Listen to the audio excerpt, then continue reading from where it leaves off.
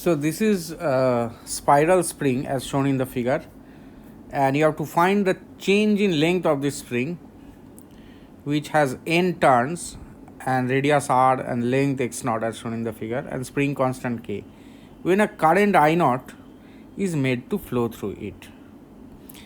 Now suppose after change in length, suppose the new length, say the new length is x.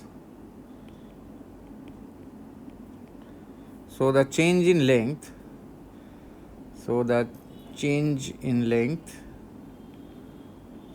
is x naught minus x. So x is smaller. If x is smaller, then this is the decrease in length. So now this is the new length x, and the new current also I, right? Now, so the new length x, and suppose a is pi r square, that is area of each coil. Now, so when the length changes, the flux does not change. So we can actually conserve flux. We can conserve flux, magnetic flux. That is,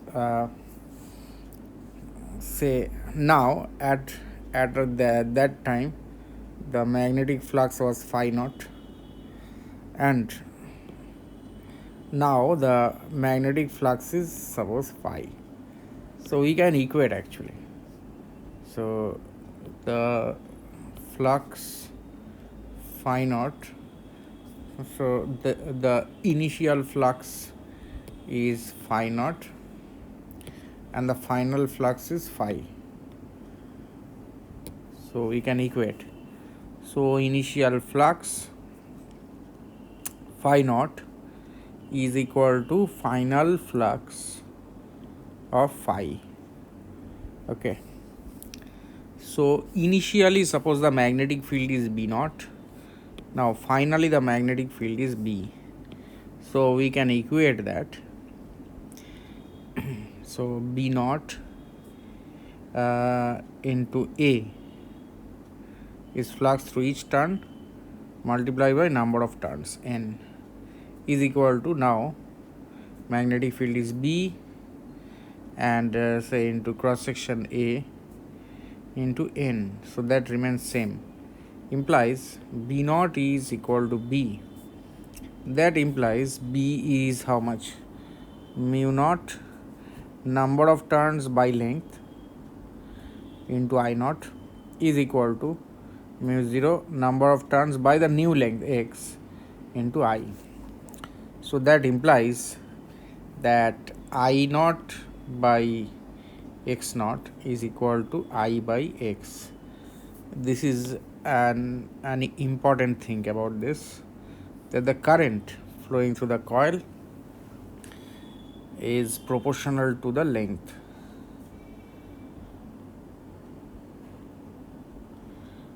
Length of the spring, rather, current through the spring proportional to the length of the spring. So up to this we are done. So I is proportional to the length. Right now we can find out the potential energy stored in the magnetic field or in the spring, though the potential energy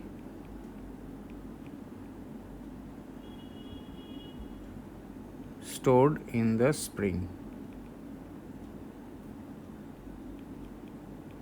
In the magnetic field. In the magnetic field is equal to, so for each turn or for this volume we can write B square by 2 mu naught, B square by 2 mu naught multiplied by the volume of the magnetic field. So volume is actually A multiplied by x, right? And what was B? If you recall briefly, B is mu 0 n by x into I.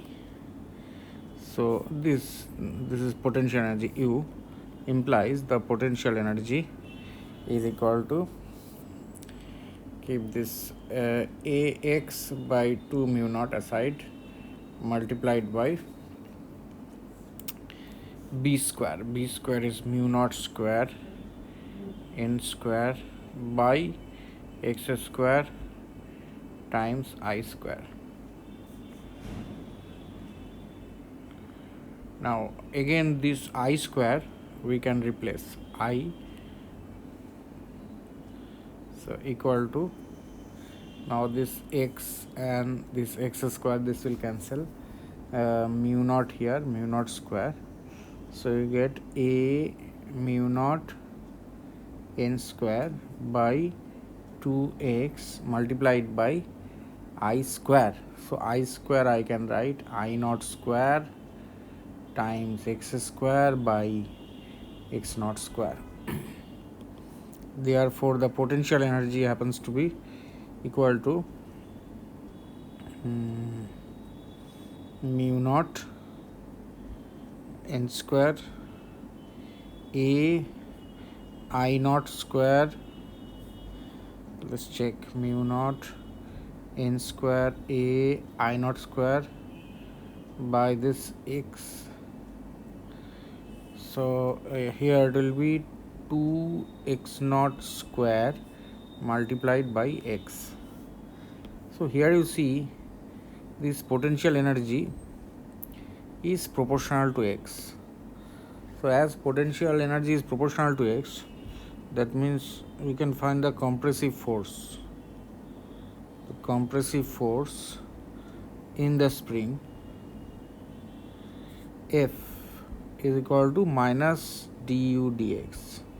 So minus du dx means the compressive force is mu naught n square a I naught square divided by 2x naught.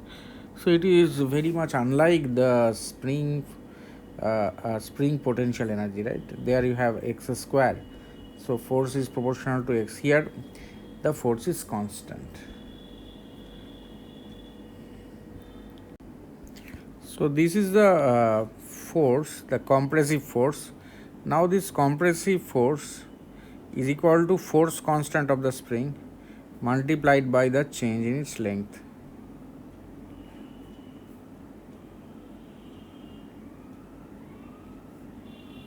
So actually change in length means this x naught minus x, right? So we have to find the change in length. Therefore this x naught minus x, that means the change in the length happens to be mu naught n square a I naught square divided by 2x naught, so x naught square, it was 2x naught square into k.